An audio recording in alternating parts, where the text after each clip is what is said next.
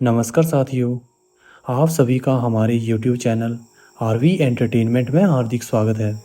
अगर आपको स्टोरी पसंद आए तो प्लीज़ चैनल को लाइक, फॉलो और सब्सक्राइब जरूर करें। तो दोस्तों चलते हैं अपने नेक्स्ट एपिसोड की तरफ। तब वो राक्षसी रीवा को ले जाकर एक अंधेरी कोठरी में बंद कर देती है। रीवा को उस अंधेरी कोठरी में बंद करके वो राक्षसी वहाँ से चली जाती है। रीवा एकदम उदास होकर उस अंधेरे में बैठ जाता है और एक दूर जल रही मशाल को देखकर वो सोच रहा था कि आखिर उसके साथ ये क्या हो रहा है। जब मैं अपनी मंजिल के पास पहुंचने वाला होता हूं, तभी अचानक से ऐसा कुछ हो जाता है कि हम अपनी मंजिल से कोसों दूर चले जाते हैं। हमें तो लगा था कि अब हमें अनुवर्णा मिल गई है, तो हम मिलकर देलतयन की मायावी मूर्ति को तोड़कर देलतयन का अंत कर देंगे।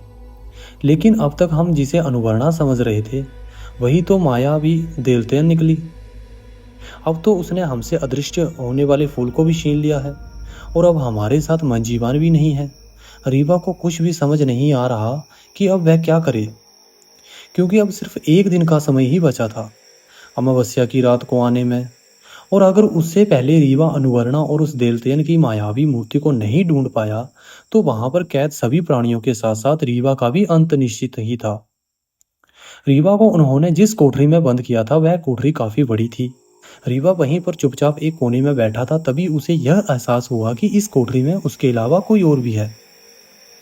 तब रीवा उठकर उस मशाल के पास जाता है और उस मशाल को अपने हाथों में लेकर उस कोठरी के पिछले हिस्से की तरफ जाता है। घना अंधेरा होने के कारण रीवा को यह भी पता नहीं चल पा रहा था कि यह कोठरी कितनी बड़ी है, पर रीवा एक ही दिशा की तरफ आगे बढ़ता है। जब रीवा थोड़ा और आगे बढ़ा तो उस मशाल की रोशनी से उसे आगे कुछ दिखा। मशाल की कम रोशनी की वजह से रीवा साफ साफ देख नहीं पा रहा था कि आगे क्या है। तब रीवा थोड़ा और तेजी से उस तरफ बढ़ता है। जब रीवा थोड़ा और आगे बढ़ा तो उसने देखा कि कोई व्यक्ति वहां पड़ा है। तब रीवा के मन में एकदम से विचार आता है कि शायद ये हमारी कुछ मदद कर सके, और रीवा इसी विचार से उस व्यक्ति के पास पहुंच जाता है। उस व्यक्ति की उम्र लगभग 60 से 65 की रही होगी। रीवा उस व्यक्ति के पास जाकर बैठ जाता है और उस व्यक्ति को उठाने के लिए रीवा धीरे से आवाज लगाता है, पर वह व्यक्ति नहीं उठा। उसके ना उठने पर रीवा उस व्यक्ति के कंधों पर अपने हाथ रखकर उसे उठाने की कोशिश करता है। तब जाकर वह व्यक्ति थोड़ी देर में उठता है और उठकर रीवा को देखते हुए कहता है, कौन हो तुम और यहाँ कैसे आकर फंस गए। रीवा उस व्यक्ति को इस बात का जवाब ना देते हुए कहता है, आप कौन हो और आप कब से यहाँ पर हो? क्या आपको यहाँ से बाहर जाने का कोई रास्ता पता है?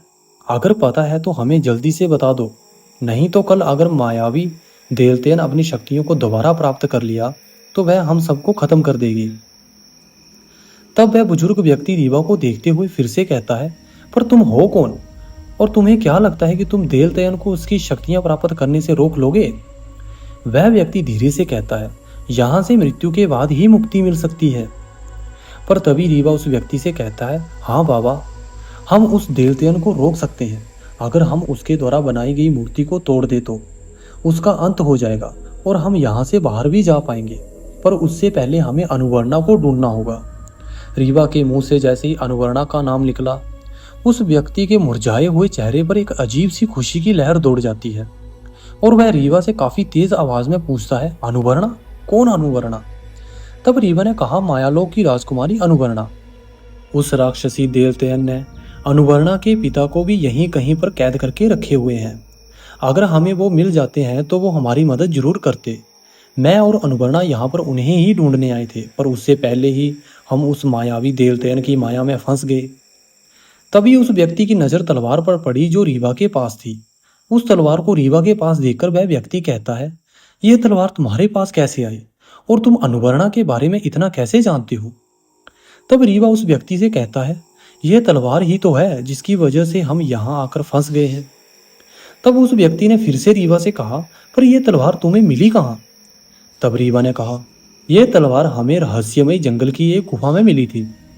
हम तो उस रहस्यमय जंगल में अपने भाई और पिता को ढूंढने आए थे, पर इसकी वजह से हम ना जाने यहाँ कैसे आकर फंस गए। तब उस व्यक्ति ने कहा, यह तलवार मेरी है।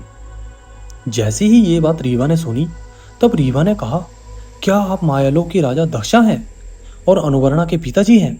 तभी उस व्यक्ति की आंखों से एकदम से आंसू निकलने लगते हैं और रोते हुए कहते हैं, हाँ, मैं ही हूं अनुवर्णा का बदनसीब पिता, जो अपनी बच्ची को एक पिता का प्रेम भी नहीं दे सका।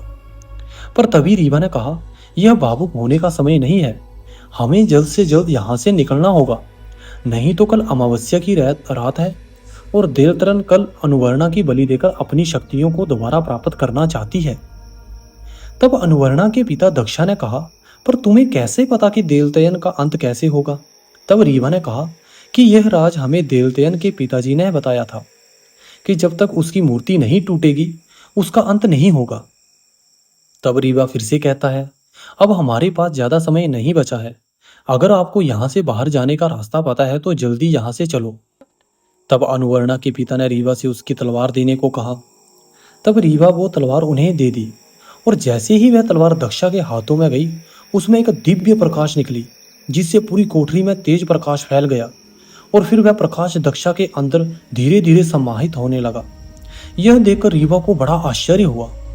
जब वह दिव्य प्रकाश पूरी तरह से दक्षा के अंदर समाहित हो गया, तब उसने कहा, चलो रीवा। रीवा दक्षा से पूछना चाहता था उस तलवार से निकली उस दिव्य प्रकाश के बारे में, पर उसने उस दिव्य प्रकाश के बारे में जानने से ज्यादा यहाँ से जल्दी निकलना जरूरी समझा। तब दक्षा अपनी तलवार से उस बंद दरवाजे को खोल देता है और दोनों वहां से बाहर आ जाते हैं। बाहर आने पर रीवा कहता है, पहले हमें अनुवर्णा को ढूंढना होगा। तब दोनों अनुवर्णा को ढूंढने लगते हैं। काफी देर तक रीवा और दक्षा का अनुवर्णा को ढूंढते हैं, पर वह उन्हें कहीं नहीं मिलती। पर तभी रीवा को फिर से उस पंछी के फड़फड़ाने की आवाज सुनाई दी। तब रीवा दक्षा से कहता है, बाबा आप उस तरफ चलो, हमें लग रहा है वहां पर मंजीवान बंद है। तभी दक्षा ने कहा कि रीवा, ये मंजीवान कौन है? क्या वह तुम्हारा मित्र है? तब रीवा चलते चलते मंजीवान की कहानी दक्षा को बताता है और बताते ही बताते वह दोनों उस स्थान पर पहुंच जाते हैं और दक्षा ने तलवार से उस द्वार को भी खोल दिया। रीवा जल्दी से अंदर जाता है और उसने अंदर जाकर देखा कि मंजीवान वहां फंसा फड़फड़ा रहा था। तब रीवा जल्दी से मंजीवान के पास जाता है और मंजीवान को उस बंधन से मुक्त करता है। तब मंजीवान रीवा से कहता है, रीवा आप यहाँ कैसे आए? क्या आपको पता चल गया था कि देवतयन ने हमें यहाँ पर रखा है? तब रीवा ने कहा, नहीं, हमें नहीं पता था कि तुम यहाँ पर हो, हमें तो देवतयन ने छल से यहाँ लाकर बंद कर दिया था, लेकिन इनकी मदद से हम बाहर आ गए हैं। तब मंजीवान ने कहा, कौन है रीवा ये, और ये हमारी मदद के लिए कैसे तैयार हो गए? तब रीवा ने कहा, मंजीवान ये अनुवर्णा के पिताजी हैं। मंजीवान रीवा से फिर कहता है, रीवा क्या तुम्हें अनुवर्णा मिल गई? महल में तुम देवतयन के पीछे गए थे ना, उसे ढूंढने के लिए? तब रीवा ने कहा, हाँ, मैं गया तो था उसके पीछे, लेकिन उसने पहले ही हमें देख लिया था और अपनी माया वहां फैला दी थी। जब मैं उस कक्ष के अंदर गया तो हमें अनुवर्णा भी मिली थी वहां हमें, लेकिन हम जिसे अनुवर्णा समझ रहे थे वह अनुवर्णा नहीं बल्कि देवतयन थी। पर अब ये सब छोड़ो, अब हमारे पास समय ज़्यादा नहीं बचा है, चलो जल्दी से अनुवर्णा और देवतयन की मूर्ति को ढूंढते हैं। तब दक्षा कहता है, मैं इस दिशा में जाकर देखता हूँ और तुम दोनों उस दिशा में जाओ। तब वहाँ से दक्षा और रीवा अलग अलग दिशा में चले जाते हैं। काफ़ी देर तक रीवा इधर उधर देखता है, पर उसे ना तो कहीं अनुवर्णा दिख रही थी और ना ही वह मूर्ति। तब रीवा मंजीवान से पूछता है, मंजीवान क्या तुम्हें पता है कि तुम्हें यहाँ तक किस रास्ते से लाया गया था? तब मंजीवान थोड़ी देर सोचता है और उसके बाद उसे कुछ धुंधला धुंधला सा याद आता है। तब रीवा से कहता है, रीवा मुझे एकदम साफ साफ तो याद नहीं आ रहा है, पर मुझे धुंधला धुंधला सा कुछ याद आ रहा है कि जब मुझे महल से यहाँ लाया जा रहा था तब मुझे एक बड़ा सा द्वार मिला था। उस द्वार के ऊपर बहुत ही अजीब तरह के जानवरों के चित्र बने थे और उसी द्वार के अंदर से मुझे यहाँ लाया गया था।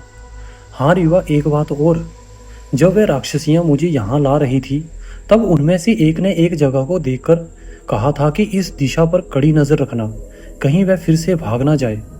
रीवा ने कहा, मंजीवान तुम्हें क्या लगता है वह किसकी बात कर रही थी? मुझे तो नहीं पता रीवा कि वो राक्षसियाँ किसकी बात कर रही थी। तब रीवा ने कहा, मंजीवान चलो हमें उस दिशा में ले चलो। तब रीवा मंजीवान पंछी की पीठ पर बैठ जाता है और तब मंजीवान उस दिशा की तरफ तेजी से बढ़ता है। तभी आगे दो राक्षसियां आपस में बातें करते हुए इधर उधर घूम रही थी। जैसे मंजीवान की नज़र उन पर पड़ी तो वह जल्दी से पत्थरों के पीछे छिप जाता है। घना अंधेरा होने के कारण उन राक्षसियों की नज़र भी रीवा और मंजीवान पर नहीं पड़ी। रीवा और मंजीवान वहीं रुककर उन राक्षसियों की बातें सुनने लगते हैं।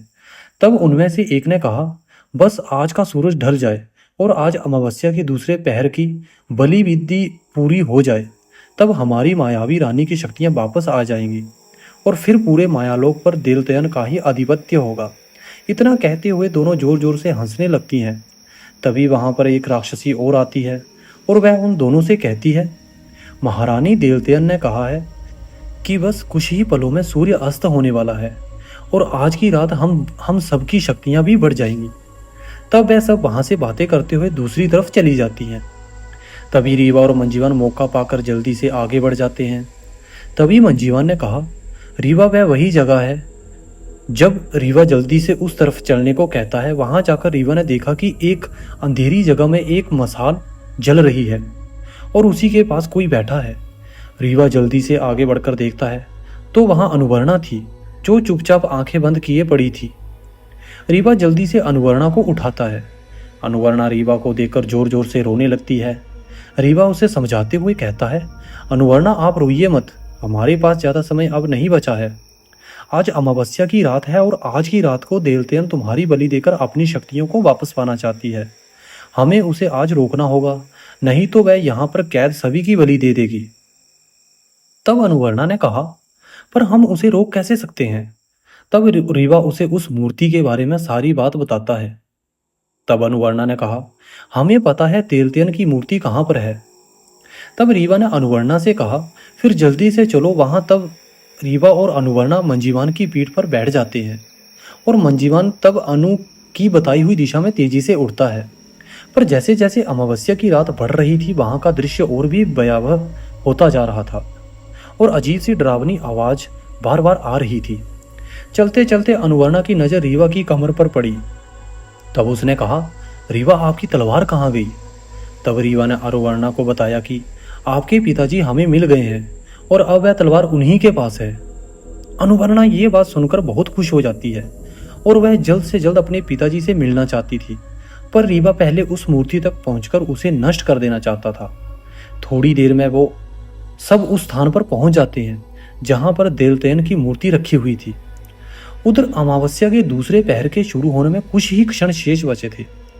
तब देवतयन ने अपनी राक्षसियों से कहा, जाकर उन सबको ले आओ और अनुवर्णा और दक्षा को भी लेकर आना।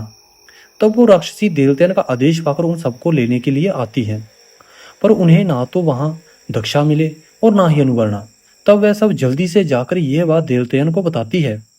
तब उसे क्रोध तो बहुत आता है, पर वह उस बलि विधि से उठ नहीं सकती थी, क्योंकि वह अगर उस स्थान से उड़ जाती तो वह बलि खंडित हो जाती। इसलिए वह उन राक्षसियों से कहती है, जाकर वहीं देखो, वहीं कहीं होंगे वह सब, क्योंकि वहां से कोई भी बाहर नहीं निकल सकता है।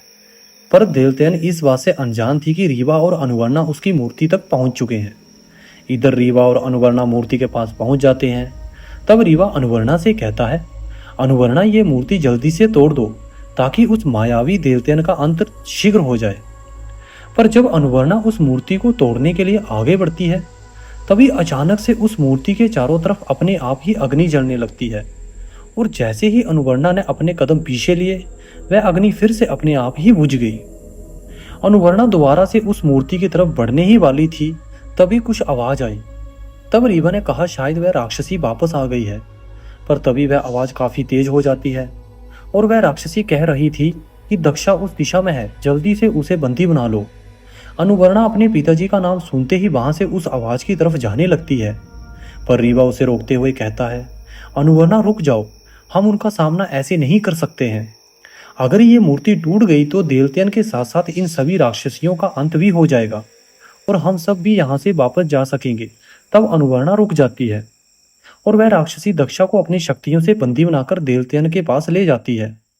दक्षा बहुत कोशिश करता है उन राक्षसियों से बचने की, पर वह उनकी शक्तियों का सामना नहीं कर पा रहा था। तब देवतयन दक्षा से कहती है, दक्षा, तुम हमारी कैसे आजाद होना चाहते हो ना, तो मैं आज तुम्हारी ये इच्छा भी पूरी कर देती हूँ। तब तक अमावस्या रात का दूसरा पहर शुरू हो गया था और देवतयन बलि देने की तैयारी कर रही थी, पर इधर रीवा और अनुवर्णा उस मूर्ति तक पहुंचकर उसे तोड़ने की कोशिश कर रहे थे। देवतेन इधर दक्षा को मारने ही वाली थी कि तभी उसे एकदम से लगा कि कोई उसकी मायावी मूर्ति तक पहुंच गया है। तब वह अपने प्राण बचाने के लिए उस बलि विधि को अधूरा छोड़ देती है और तेजी से उस मूर्ति को बचाने के लिए वहां से भागती है। इधर रीवा और अनुवर्णा बार बार कोशिश कर रहे थे उस मूर्ति तक पहुंचने की, पर वह उस मूर्ति तक पहुंच ही नहीं पा रहे थे। अनुवर्णा एक बार फिर उस मूर्ति तक जाने की कोशिश करती है, पर तभी अनुवर्णा लड़खड़ा जाती है और उसका हाथ जाकर वहां रखे एक चमकदार मोती पर पड़ जाता है और वह मोती पृथ्वी पर गिर जाता है और पृथ्वी पर गिरते ही टूटकर बिखर जाता है। लेकिन उस मोती के टूटते ही अचानक से वहां एक बहुत ही खतरनाक राक्षस आ जाता है। अचानक से उस भयानक राक्षस को देखकर अनुवर्णा, रीवा और मंजीवान एकदम से घबरा जाते हैं। और अब तो ना रीवा के पास वो चमत्कारी फूल था और ना ही वह तलवार जिससे रीवा उस भयानक राक्षस का सामना कर सकता था। पर फिर भी रीवा उसका सामना करने के लिए निहत्थे ही उस राक्षस के सामने आ जाता है और अनुवर्णा से कहता है, अनुवर्णा, मैं इसे रोकता हूँ, आप उस मूर्ति तक जल्दी से पहुंचने की कोशिश करो। तब अनुवर्णा उस मूर्ति की तरफ बढ़ती है, लेकिन तभी उस राक्षस ने अनुवर्णा पर अपने एक ही हाथ से प्रहार किया और अनुवर्णा वहां से काफी दूर जाकर गिरती है। तब रीवा उस राक्षस की तरफ तेजी से बढ़ता है, लेकिन उस राक्षस ने रीवा पर भी प्रहार किया और रीवा भी वहां से काफी दूर जाकर गिरता है। तब तक वहां देवतेन और उसकी सभी राक्षसियां भी आ गई। देवतेन रीवा को देखकर क्रोधित हो जाती है और कहती है, मैं आज इस पृथ्वीवासी को जीवित नहीं छोड़ूंगी।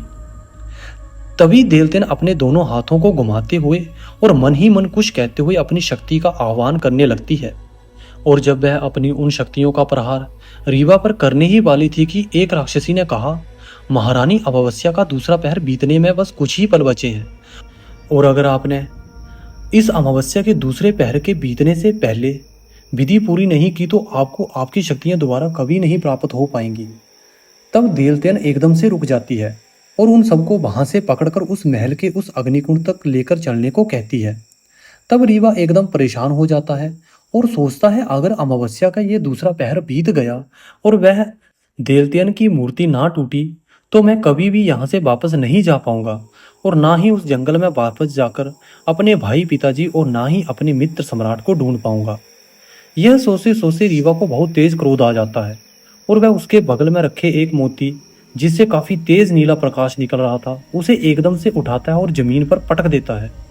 तभी अनुवर्णा काफी तेज चलाते हुए रीवा से कहती है, रीवा, क्या किया आपने? अभी हमसे एक ही मोती टूटा था जिससे लाल प्रकाश निकल रहा था और उसके टूटते ही यह भयानक राक्षस उत्पन्न हुआ था। पर तभी देखते ही देखते वह भयानक राक्षस अपने आप ही जलने लगा और देखते ही देखते वह राक्षस ही चिल्लाते हुए खत्म हो गया। तब अनुवर्णा रीवा से तेज आवाज में कहता है, रीवा, आपके पास जो नीले प्रकाश वाली मोती रखे हुए हैं उन्हें जल्दी से तोड़ दो। तब रीवा और मंजीवन जल्दी जल्दी उन मोतियों को उठाकर जमीन पर फेंकने लगते हैं और उन मोतियों के टूटने से एक एक मायावी राक्षस से खत्म होने लगते हैं। यह देख देवतेन को बहुत क्रोध आता है और तभी वह रीवा पर अपनी शक्तियों से प्रहार कर देती है। लेकिन तभी दक्षा आ जाते हैं और वो देवतेन उस प्रहार को रीवा तक पहुंचने से पहले ही रोक लेते हैं। देखते ही देखते रीवा और मंजीवान ने वो सारी मोतियां तोड़ दी और उन सभी मोतियों के टूटने से देवतेन की सभी मायावी राक्षसियों का अंत हो गया। देवतेन बार बार अपनी शक्तियों का प्रयोग कर रीवा को मारना चाहती थी, पर उसकी आधी शक्तियां उस मायावी भेड़िए के खत्म होते ही क्षीण हो गई थी और अब उन मोतियों के टूटने से उसकी शक्तियां और भी क्षीण हो गई थी। दक्षा भी अपनी शक्तियों का प्रयोग कर रहा था देवतेन को मारने की, पर देवतेन को कुछ भी नहीं हो रहा था क्योंकि जब तक देवतेन की मूर्ति नहीं टूटेगी उसका भी अंत कोई नहीं कर सकता था। तभी रीवा अनुवर्णा से कहता है, अनुवर्णा, जल्दी से उस मूर्ति को तोड़ दो। पर अनुवर्णा उस मूर्ति तक नहीं पहुंच पा रही थी और जब देवतेन ने यह देखा कि अनुवर्णा उसकी मूर्ति तक नहीं जा पा रही है तब वह जोर जोर से हंसने लगती है और हंसते हुए कहती है, तुम सबका ये सपना कभी नहीं पूरा होगा क्योंकि मेरा अंत कोई भी नहीं कर सकता है। पर तभी वहां देवतेन के पिता आ जाते हैं और रीवा से कहते हैं, रीवा, जो वहां सूर्य के प्रकाश के समान चमकती हुई बड़ी सी मोती रखी हुई है उसे जल्दी से तोड़ दो। इसके टूटने के बाद ही अनुवर्णा उस मोती तक पहुंच पाएगी। तब देवतेन अपने पिता को देखते हुए काफी तेज आवाज में कहती है, तो वो आप थे जिनकी वजह से इस पृथ्वीवासी को मेरे अंत का राज पता चला और आपने ही रीवा को उस अंधेरी गुफा से बाहर निकालने का मार्ग भी बताया और मेरी शक्तियां क्षीण करने के लिए मेरे मायावी भेड़िए को मारने का राज रीवा को बताया। क्या आपको तनिक भी लज्जा नहीं आई आपकी पुत्री के अंत का राज इस पृथ्वीवासी को बताने में? तब देवतेन के पिता ने कहा, क्या तुम्हें लज्जा आई थी उस समय जब तुमने हमें एक अंधेरी गुफा में कैद किया था? और क्या उस समय तुम्हें लज्जा नहीं आई थी जब तुम्हारे सामने तुम्हारी माँ अपने प्राण त्याग रही थी? और तुम आज हमें बता रही हो कि हमें लज्जा नहीं आ रही है। तब तक रीवा ने उस मोती को तोड़ दिया और उस मोती के टूटते ही वहां एक तेज प्रकाश फैल गया। तब देवतेन तेजी से अनुवर्णा की तरफ बढ़ती है, लेकिन तब तक अनुवर्णा उस मूर्ति तक पहुंच चुकी थी। तब देवतेन के पिता ने कहा, अनुवर्णा उस मूर्ति को तोड़ दो जल्दी से। तब अनुवर्णा उस मूर्ति को अपने दोनों हाथों से उठा लेती है। तब देवतेन अनुवर्णा की तरफ बढ़ती हुई जोर जोर से चिल्ला रही थी, इसे मत तोड़ो, छोड़ दो मेरी मूर्ति को। पर तभी अनुवर्णा उस मूर्ति को नीचे जमीन पर तेजी से फेंक देती है और वह मूर्ति नीचे गिरते ही 4 टुकड़ों में विभाजित हो जाती है और उसके अंदर की सारी राक्षसी शक्तियां बाहर निकल जाती हैं। और तभी देवतेन का शरीर भी अपने आप ही धीरे धीरे नष्ट होने लगा और देखते ही देखते थोड़ी ही देर में देवतेन का पूरा शरीर नष्ट हो गया। तभी उन राक्षसी शक्तियों के अंत होने के कारण वहां की दीवारें जो पत्थरों से बनी हुई थी वो अपने आप ही टूटकर गिरने लगी। तब देवतेन के पिता ने कहा, जल्दी से सब यहाँ से बाहर निकलो। तब अनुवर्णा ने अपने पिता और देवतेन के पिता के साथ बाहर जाने लगी और रीवा मंजीवान वहां कैद सभी लोगों को लेकर बाहर आ गए। बाहर आकर रीवा मंजीवान और अनुवर्णा एकदम आश्चर्य ही रह गए, क्योंकि वहां जो एक पुराना खंडहर सा महल था वह अब एक भव्य और सुंदर महल का रूप धारण कर चुका था। जिसे देखकर रीवा ने कहा, यह कैसा चमत्कार है, यहाँ तो एक पुराना महल था लेकिन अब तो इसे देखकर ऐसा लग रहा है कि ये कोई राजा महाराजाओं का महल हो। तब देवतेन के पिता ने कहा, यह हमारा ही राजमहल था जिसमें हम और हमारा परिवार और हमारी प्रजा बहुत ही खुशीपूर्वक रह रहे थे। लेकिन जब से हमारी बेटी समरी और देवतेन ने अपनी शक्तियों का गलत प्रयोग करने लगी तब से यहाँ धीरे धीरे सब कुछ नष्ट होने लगा। यहाँ तक कि समरी अपनी शक्तियों को बढ़ाने के लिए यहाँ के मासूम लोगों की बलि देने लगी और एक दिन तो समरी ने अपनी माँ को ही मार दिया और देवतेन हमें एक अंधेरी गुफा में कैद कर दिया। हमारे जाते ही ये सुंदर महल एक खंडहर में बदल गया था और आज हमारे पास आने पर इसने पुनः अपना रूप धारण कर लिया है। देवतेन के अंत होने से वहां फैली सभी काली शक्तियों का अंत भी हो चुका था और उस महल में कैद सभी लोग आजाद भी हो चुके थे और वहां अनुवर्णा को उनके माता पिता भी मिल गए थे। अनुवर्णा अपने माता पिता को इतने वर्षों बाद देखकर बहुत खुश थी और रीवा की तरफ देखते हुए अपने माता पिता से कहती है, माँ पिताजी, ये है रीवा जिनकी वजह से हम आज आप दोनों से मिल पाए हैं। और अनुवर्णा की आंखों से अपने आप ही खुशी के आंसू बहे जा रहे थे। तब दक्षा अनुवर्णा और रीवा को अपने गले से लगा लिया और अनुवर्णा की माँ भी रोते हुए रीवा और अनुवर्णा को अपने गले से लगा लेती है और कहती है, हमने तो कभी इसकी कल्पना ही नहीं की थी कि हम कभी अपने परिवार से दोबारा मिल पाएंगे। बहुत बहुत धन्यवाद आपका बेटा, जो तुमने अपने प्राणों की चिंता किए बिना हम सबकी मदद की। सब बहुत खुश थे। रीवा भी अनुवर्णा को इतना खुश देखकर वह भी बहुत खुश हो रहा था। तभी अनुवर्णा की माँ ने कहा, अनुवर्णा, आपका भाई वरुण कैसा है और वह तुम्हारे साथ यहाँ क्यों नहीं आया? तब अनुवर्णा जोर जोर से रोने लगती है। तब दक्षा और अनुवर्णा की माँ ने कहा, क्या हुआ अनुवर्णा, तुम अचानक से रोने क्यों लगी? कैसा है तुम्हारा भाई, बताओ ना। पर अनुवर्णा रोने के अलावा कुछ कह ही नहीं पा रही थी। तब रीवा ने कहा, माँ जी, उस संभरी राक्षसी ने वरुण को मार दिया है। तब अनुवर्णा की माँ दक्षा के गले लगकर जोर जोर से रोने लगती है और अनुवर्णा भी अपने माता पिता के गले लगकर रोने लगती है। पर तभी रीवा कहता है, यह वक्त रोने का नहीं है, हमें यहाँ से चलकर जल्द से जल्द उस संभरी का अंत करना होगा, क्योंकि उसने अगर अमर सरोवर में स्नान कर लिया और वह अमर हो गई तो फिर उसका अंत करना असंभव हो जाएगा और फिर पूरे मायालोक पर बस उसका ही राज होगा। तब दक्षा ने कहा, पर उसे कैसे पता चलेगा उस अमर सरोवर के बारे में, क्योंकि उसका अमर सरोवर के बारे में हमारे परिवार के अलावा पूरे मायालोक में कोई नहीं है जिसे पता हो अमर सरोवर के बारे में। तब अनुवर्णा ने कहा, पता नहीं कैसे समरी को पता चल गया था कि दादी माँ को पता है उस अमर सरोवर के बारे में। तब उसने दादी माँ को बुलाकर कहा कि अगर तुम हमें अमर सरोवर का पता नहीं बताओगी तो वह आप दोनों को मार देगी। उसके बाद तो दादी माँ ने हमें तो यहाँ भेज दिया था, पर दादी माँ ने कहा था कि उसे अमर सरोवर के बारे में बताएगी, पर अमर सरोवर का पूरा सच नहीं। पर वो सच ज़्यादा समय तक छुपा नहीं रहेगा, और अगर उसे पता चला कि दादी माँ ने उससे झूठ बोला है तो वह उन्हें मार देगी। तब दक्षा तेज आवाज़ में कहता है, ऐसा कुछ नहीं होगा। उसने हमें उस समय छल से अपनी माया जाल में फंसा लिया था, पर अब उसका अंत निश्चित है। यह सुनकर देवतेयन के पिता की आंखों से आंसू निकलने लगते हैं, पर वह काफी तेज आवाज में बोलते हैं, मुझे भी बहुत खुशी मिलेगी समरी के अंत से। तब दक्षा ने उनसे कहा, क्या आप हमारे साथ चलेंगे? पर वह ना में जवाब देते हुए कहते हैं, नहीं, मैं आपके साथ नहीं चल सकता हूँ, क्योंकि मैं अब समरी का चेहरा भी नहीं देखना चाहता हूँ। तब दक्षा सबको साथ लेकर अपने महल वापस आने के लिए चल देते हैं। अनुवर्णा आज इतने दिनों बाद अपने माता पिता को पाकर बहुत खुश थी, और उससे भी ज़्यादा खुश रीवा था, क्योंकि रीवा अनुवर्णा को इतना ज़्यादा खुश देकर उसे वह सपना याद आ गया जो उसने अपने गांव में देखा था। उसने सपने में अनुवर्णा को ऐसे ही मुस्कुराते हुए देखा था, पर वह अब भी समझ नहीं पा रहा था कि मायालोक की राजकुमारी अनुवर्णा उसके सपने में क्यों आती थी। चलते चलते दक्षा ने कहा, रीवा, तुमने अपने बारे में हमें कुछ भी नहीं बताया। रीवा कुछ कहता इससे पहले अनुवर्णा बोल पड़ती है और अपने पिताजी को रीवा की सारी कहानी बता देती है। तब दक्षा रीवा से कहते हैं, रीवा, तुम चिंता मत करो, तुम अपने भाई और पिता से जरूर मिलोगे। उसके बाद थोड़ा आगे बढ़े ही थे कि सामने से कोई आता दिखा। तब उसे देख दक्षा ने कहा, ये जो सामने से आ रहा है, ऐसा लग रहा है कि वह संजीरा है। धीरे धीरे वह और भी पास आ रहा था। थोड़ा और पास आने पर दक्षा ने कहा, ये तो संजीरा है, पर यहाँ कैसे? तब अनुवर्णा ने कहा, दादी माँ ने हमें संजीरा के बारे में बताया था और कहा था कि वह हमें आप तक पहुँचने में हमारी मदद करेंगे, पर उन तक पहुँचने से पहले ही देवतयन हमें अपनी माया जाल में फंसा लिया था। हम सब तो इनसे मिले ही नहीं थे, तो फिर ये यहाँ कैसे आ गए?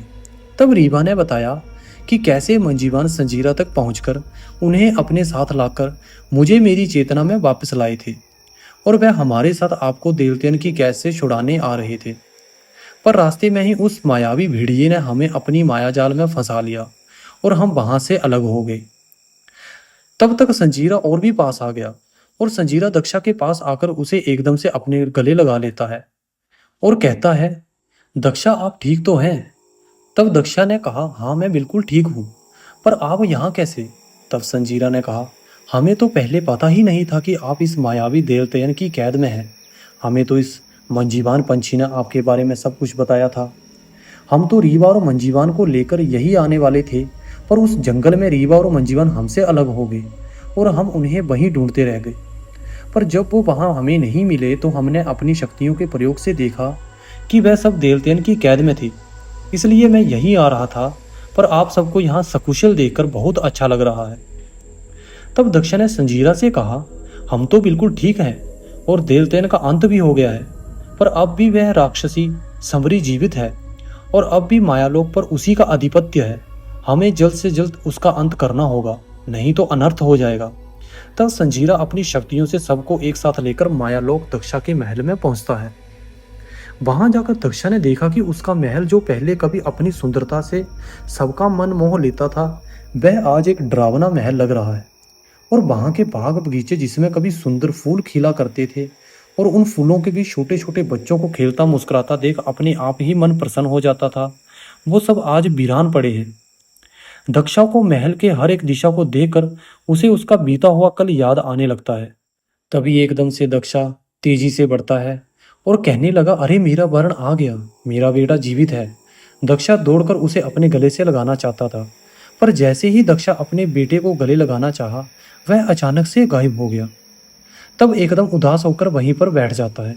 संजीरा दक्षा के पास जाकर उसे समझाता है और कहता है, संभालो अपने आप को, अगर आपकी ये हालत रही तो फिर समरी का अंत कैसे होगा? दक्षा की ऐसी हालत देख अनुवर्णा और उसकी माँ भी एकदम उदास हो जाती है। पर तभी रीवा चारों तरफ देखते हुए कहता है, यह महल इतना वीरान क्यों है और वह राक्षसी समरी कहीं दिख ही नहीं रही है। रीवा के कहने पर सबका ध्यान उस समरी की तरफ गया। तब दक्षा ने कहा, उसे तो यही होना चाहिए था, क्योंकि वह मायालोक पर राज करने के लिए ही तो यहाँ पर आई थी। तब अनुवर्णा तेजी से उस तरफ बढ़ती है। जहाँ उसकी दादी माँ एक छोटी सी कोठरी में रहती थी। उसके पीछे वह सब भी उसी दिशा की तरफ बढ़ते हैं। अनुवर्णा वहां पहुंचकर उस कोठरी का द्वार खोला और उसने अंदर जाकर देखा तो उसकी दादी माँ जमीन पर पड़ी थी। अनुवर्णा जल्दी से अपनी दादी माँ के पास जाकर बैठ जाती है और कहती है, दादी माँ देखो हम आ गए हैं। अनुवर्णा के 2-3 बार कहने पर भी उसकी दादी माँ ने धीरे धीरे अपनी आंखें खोली। तब अनुवर्णा काफी खुश और तेज आवाज में बोली, दादी माँ देखो हमारे साथ कौन आया है। तब दक्षा और अनुवर्णा की माँ दादी माँ के सामने आकर बैठ जाते हैं और आंखों से अपने आप ही आंसू बहे जा रहे थे। जब अनुवर्णा की दादी माँ ने अपने पूरे परिवार को एक साथ इतने बरसों बाद देखा तो वह सबको अपने गले से लगा लेती है और जोर जोर से रोने लगती है और रोते हुए कहती है, हमें तो लगा था कि हम सब आप सबको कभी भी नहीं देख पाएंगे। रीवा भी वहीं पर चुपचाप खड़ा सबको देख रहा था। तब अनुवर्णा की दादी माँ रीवा की तरफ बढ़ती है और उसे एकदम से अपने गले लगा लेती है और कहती है, बेटा आज आपकी वजह से हम अपनी बहू और बेटे से मिल पाए हैं। भगवान आपको सारी खुशियां दे और तुम्हें भी जल्दी से तुम्हारे भाई और पिता मिल जाएं। जैसे ही दादी माँ ने रीवा को अपने गले लगाया उसे एकदम से अपनी दादी जी की याद आ गई और वह भी उनके गले लगकर रोने लगता है। थोड़ी देर बाद दक्षा अपनी माँ से कहता है, माँ वो राक्षसी समरी कहाँ गई और ये अपना पूरा राज्य वीरान क्यों पड़ा है।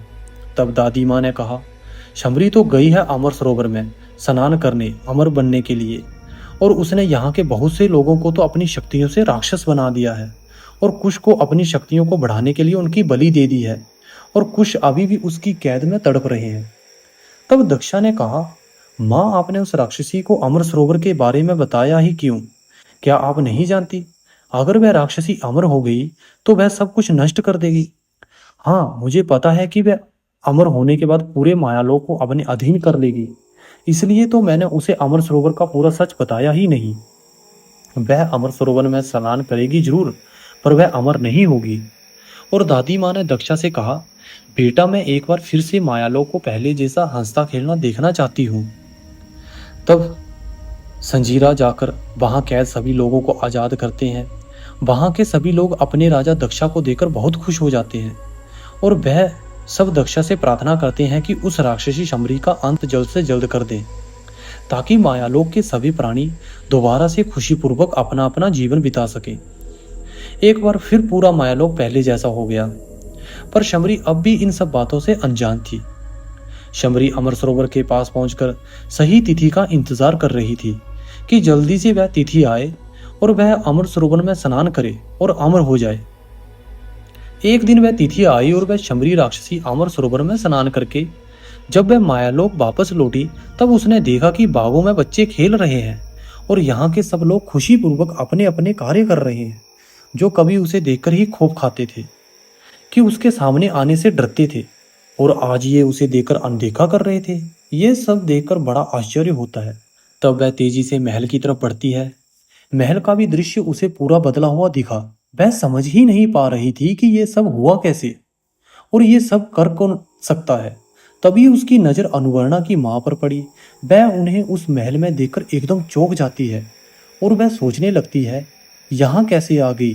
क्या मेरी बहन देवतेन ने उन्हें आजाद कर दिया है? पर वह ऐसा करेगी क्यों? समरी ये सोच ही रही थी कि उसे महल के दूसरी दिशा में दक्षा नजर आए। तब उसने अपने मन में ही धीरे से कहा, तो ये भी यहाँ आ गए हैं। उन्हें क्या लगता है कि वो हमें यहाँ से हटा पाएंगे?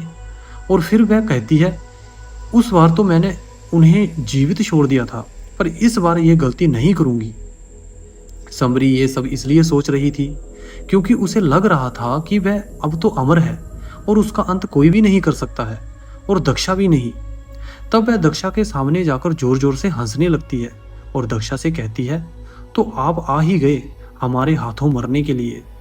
तब दक्षा उसे देख बहुत तेज क्रोधित हो जाता है और कहता है, अंत तो अब तुम्हारा होगा राक्षसी। उस समय तूने हमें छल से अपनी माया में फंसा लिया था पर अब ऐसा कुछ नहीं होने वाला। अब तो तेरा अंत निश्चित ही है। तब वह शमरी जोर जोर से हंसने लगती है और हंसते हुए कहती है, तेरा ये सपना कभी नहीं पूरा होने वाला। अब तो पूरे मायालोक पर हमारा ही राज होगा। मैं बनूंगी मायालोक की महारानी शमरी। तभी दक्षा अपनी शक्तियों से शमरी पर प्रहार कर दिया पर शंबरी ने अपनी शक्तियों से दक्षा के भार को विफल कर दिया। एक बार फिर से दक्षा ने अपनी शक्तियों का प्रयोग किया, पर शंबरी फिर से दक्षा के भार को विफल कर दिया। तब अनुवर्णा की मां ने भी अपनी शक्तियों से शंबरी पर प्रहार किया, पर शंबरी पर दक्षा और नीरवंती की एक भी शक्ति का उस समय कोई प्रभाव नहीं पड़ रहा था। तभी वहां संजीरा, रीवा, अनुवर्णा और मंजीवान भी आ गए। संजीरा कुछ करता इससे पहले ही शंबरी ने अपनी सबसे खतरनाक शक्ति का प्रयोग किया, और तभी वहां अचानक से तेज तूफान चलने लगा और आसमान में भी अचानक से काले घने बादल छा गए। चारों तरफ अंधेरा ही अंधेरा फैल गया। इतनी तेज तूफान चल रहा था कि बड़े बड़े पेड़ की डालियां भी जमीन पर सो जा रही थी। इतनी तेज तूफान चलने के कारण कोई भी अपने आप को संभाल ही नहीं पा रहा था। तब वह संभरी राक्षसी एक भयानक रूप धारण कर लेती है और हवा में उड़ते हुए एक भयानक हंसी हंसे जा रही थी। तभी अचानक से अनुवर्णा गायब हो जाती है। अनुवर्णा रीवा के पीछे ही खड़ी थी। रीवा को पीछे कुछ अजीब सा लगा। जब रीवा उस तूफान से खुद को संभालते हुए अनुवर्णा को देखने के लिए पीछे मुड़ता है, पर उसे अनुवर्णा आसपास कहीं भी नहीं दिखी। तब जल्दी से चारों तरफ देखता है। वहां सब नजर आ रहे थे, पर अनुवर्णा उसे कहीं भी नजर नहीं आ रही थी। तब रीवा काफी तेज आवाज में आवाज लगाता है, अनुवर्णा, अनुवर्णा कहाँ पर हो तुम? पर ना तो अनुवर्णा वहां कहीं दिखी और ना ही कहीं से उसकी आवाज आई। तब वह संबरी हंसते हुए कहती है, अब कभी भी तुम सब अनुवर्णा से नहीं मिल पाओगे। तब दक्षा बड़े क्रोध में कहता है, संबरी मैं तुझे नहीं छोड़ूंगा। पर वह राक्षसी अचानक से गायब हो जाती है। आखिर कैसे होगा शंबरी का अंत? और अनुवर्णा अचानक से कहाँ गायब हो गई थी? क्या अनुवर्णा को उस शंबरी ने गायब किया था? और क्या अनुवर्णा को वह सब ढूंढकर वापस ला पाएंगे? जानने के लिए जुड़े रहें हमारे YouTube चैनल के साथ। अगर आपने हमारे चैनल को सब्सक्राइब नहीं किया है तो प्लीज़ चैनल को लाइक, फॉलो और सब्सक्राइब जरूर करें। धन्यवाद।